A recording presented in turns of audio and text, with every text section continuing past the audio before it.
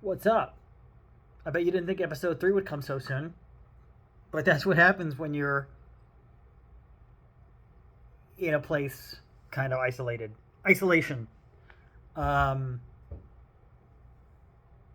seems to be a common theme for people with depression. I've been there so many times in my life where, for one reason or another, maybe to start with, like, what are the reasons people isolate? I can't speak for everyone. I can speak for myself. Um, Feel free to comment and let me know what your reasons are. But um, I recently made a list. Actually, I was typing something up for somebody to share with them. For me, number one, don't feel like a burden. I don't want to feel like a burden to anybody. So that's the biggest reason I isolate, not wanting to feel like a burden. Um, Number two, social anxiety of like getting invited to things and like or going to like groups that I always go to on the regular, like running groups or just like friend groups, going to meet up, like even one on one. Sometimes my social anxiety and my anxiety in general is so high that I just can't do it. Um, I wish I had that list in front of me. Where is that list? Talk about not being organized and not being prepared. But I'm doing these kind of ad hoc anyway. Uh, Three, you know, other reason for isolating, not feeling like people don't understand anyway.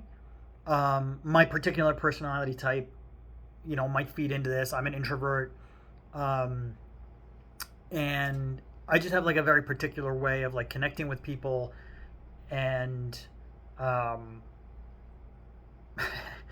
I don't want to say like I'm a unique little butterfly or whatever, but like I am unique in a lot of ways of like my interests and how I connect with people, but more so just like being understood on all levels, but also especially when I'm just that I have depression and being understood. When I'm in those depressive episodes, I feel like I can't. It just doesn't make sense for me in my mind. So that's another reason I isolate. Um, Four. Are we on four? I think we're on four. By the way, depression, anxiety don't help with working memory. Um, but number four is energy. Energy.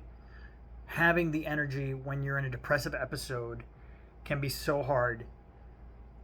So hard. Um, it affects sleep a lot of times, so like sleep patterns are thrown off. And yeah, just being in that funk in general saps your energy, and just saps the will to want to go out and socialize. And then as part of that, my personality type in particular, being an introvert, I like meeting new people. I love social events, but I do get a bit drained around people after a while. I read the book Quiet actually, and that was life changing because I realized there's people like me. It's not that I'm like antisocial or anything. It's just that like I like doing all those social things, but just the way that I am, my nervous system or whatever, it does take some recharging. So I know that makes it even harder especially when I'm low energy to begin with, to go out and to not isolate, especially like bigger social events. Um, so yeah, energy and what was the other one? That was another one that I just had. Um, but energy is definitely a big one these days. Maybe that's enough of a list. Um, those are my main reasons. Those are my main reasons for isolation. I know now through many, many years of dealing with depression to that I notice my isolation and those tendencies, and I notice all those patterns come up. And I try my best now not to isolate, as best I can. But one way or another,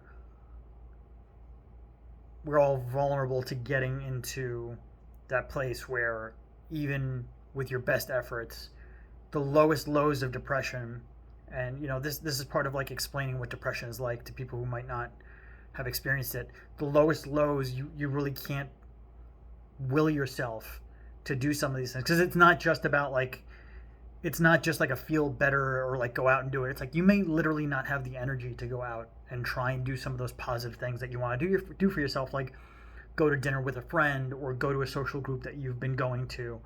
Um, a lot of times, like earlier in my journey, I didn't realize all this. Now that I realize a lot of it, I still can't always use those tools because I don't have the energy, or my mindset is so affected by the depression.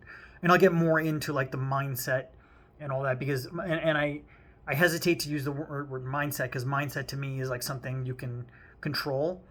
For me, it's more of like the balance of my brain, and I'll get more into that in other episodes. But for now, suffice to say, it's not really always a choice. Um, but recently, for example, recently I've tried my hardest to not isolate, to also do positive things for myself, of like go out and get to the gym, even if it's not um, a situation or an environment where it's like I'm gonna go and see people I know. Just like being in a place like the gym, one, for the activity itself is healthy, and two, just being around people, even if I'm not talking to them, is a healthy environment, helps me personally. But sometimes I've had it like the past week where I just didn't have the energy to do that. And it's tough because it speaks to like the spiral that some people talk about, of like, that not doing some of these activities and not being able to do some of those things are only going to get you into a worse position.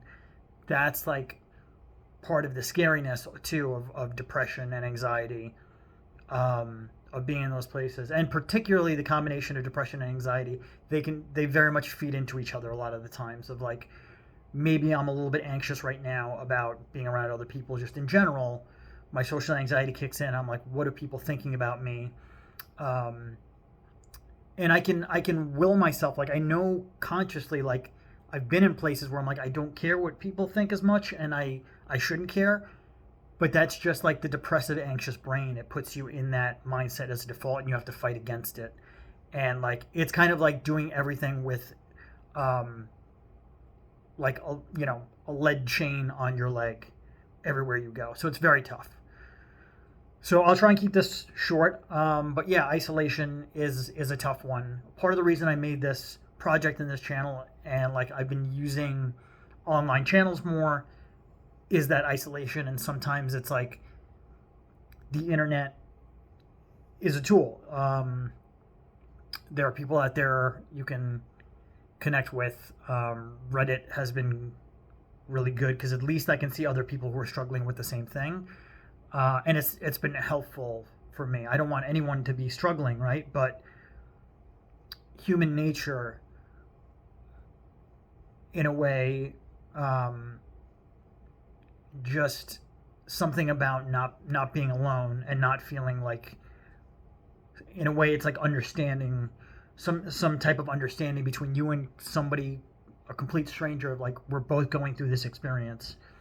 There's something there's something in that.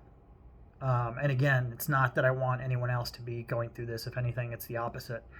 But realistically, I think, finding that support is easier with people who understand and people who are like going through it. But I hope through this project and through this, um, channel, that I can help spread understanding, awareness, and support to not just the people who are going through it. And I also hope that, especially people who, eventually get better, I want everyone to get better, that we can all remember like what it was like, and hopefully put some like kindness, caring, and understanding into the world, even when we get to a better place. To remember to, other people might not be in the same place as us, and it's good to keep an eye on that, and to, I think, try and help other people. So, but yeah, thank you for watching. Please comment if anything, you can relate to anything. I'd love to hear it. So take care until next time.